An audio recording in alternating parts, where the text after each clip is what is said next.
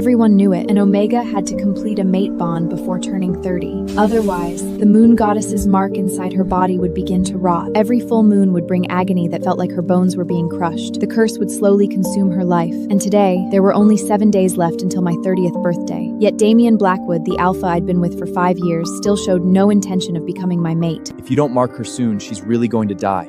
In a few more days, her moon mark will start to decay. If you still refuse to complete the mate bond with her, you might lose her forever. Funny. When she's lying in my bed every night, she doesn't look like someone who's dying. The terrace simply erupted with laughter. If she wants to stay alive that badly, she can always find another alpha. If she wants to leave, she's free to go anytime. That night, I finally gave up on him completely. I ended the relationship, blocked his number, erased every trace of him from my life. 3 years later, we ran into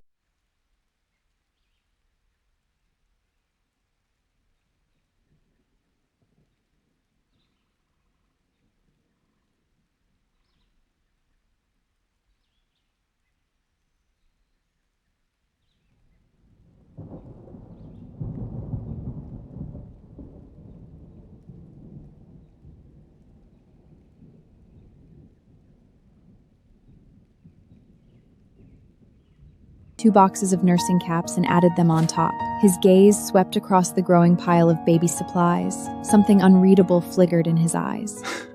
You move fast.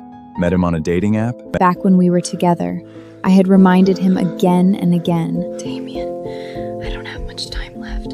Will you mark me? Will you make me your Luna? But every single time, he brushed the question aside with effortless ease. He knew perfectly well that what terrified me was never turning 30.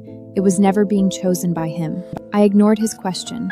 Instead, I bent down and pulled the box of condoms from beneath the pile of diapers. Here, you can have this back. He stared at my hand for a moment before finally reaching for it.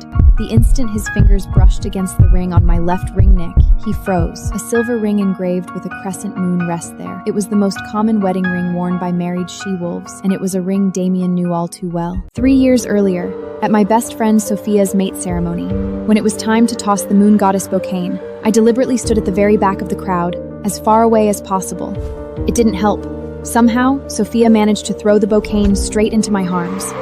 The entire ballroom erupted into cheers. Before I could even react, Sophia had already grabbed my shoulders and pushed me toward Damien. Well, we've got the venue, got the moon goddess as our witness. Why not complete the mate bond while we're at it? The hoping to witness a march ceremony. Everyone was hoping Damien would finally become my alpha, except Damien. He stood there in silence. I didn't bring a bond ring. Let's do it another time. Sophia clearly wasn't about to let him off the hook. Without hesitation, she slipped off her own bond ring and shoved it into Damien's hand. Use mine. You can get another one later. I was a jewelry designer. Back in college, Sophia and I had made a promise. One day, we would each design their own bond ring. And the ring she had just handed him was the one I had designed. See? Now you've got a venue, you've got a bond ring. So what exactly are you waiting for? No one wanted me to be happy more than Sophia did. But standing beside Damien, I could clearly see the impatience growing on his face. Then, in the very next second, he did something I would never forget. He threw the bond ring across the ballroom. The entire room fell silent. A moment later, a beta wolf caught it. Laughing, he walked over to his girlfriend, dropped to one knee, and proposed. Cheers immediately exploded through the ballroom once again. Tears streamed down the girl's face as she said yes. The couple kissed to the sound of thunderous applause. I wish that was you. I looked at the happy couple. My eyes burned. She hadn't caught the bouquet, and he hadn't planned to propose. There had been no preparations, no perfect timing. Yet somehow everything had happened so naturally. And in that moment, I finally understood. The problem between Damien and me had never been timing. Damien simply had never wanted to become my alpha. Sophia's mate Saren lasted well into the night. The alphas drank and celebrated the arrival of a new bonded pair. And Sophia had clearly decided to get a little revenge on my behalf. She had every groomsman take turns offering Damien a drink. Damien knew exactly what she was doing. Even so, he accepted every glass. By midnight, the tips of his ears were faintly red. He left the ballroom with a few friends and headed up to the rooftop terrace of the hotel. As I walked past, the terrace door was standing open. Their conversation drifted clearly into my ears. Seriously, man. When Aria caught the moon goddess buffoot earlier, I thought you were finally gonna mark her. You really left her hanging in front of everyone? Do you have any idea how many ways she's tried to get me to complete a mate bond over the years? If I don't want a bond, what exactly is she supposed to do? Drag me to the moon goddess altar and force me through the ceremony? But she's almost 30. If this keeps up, you're gonna lose her sooner or later. The curse wasn't my idea.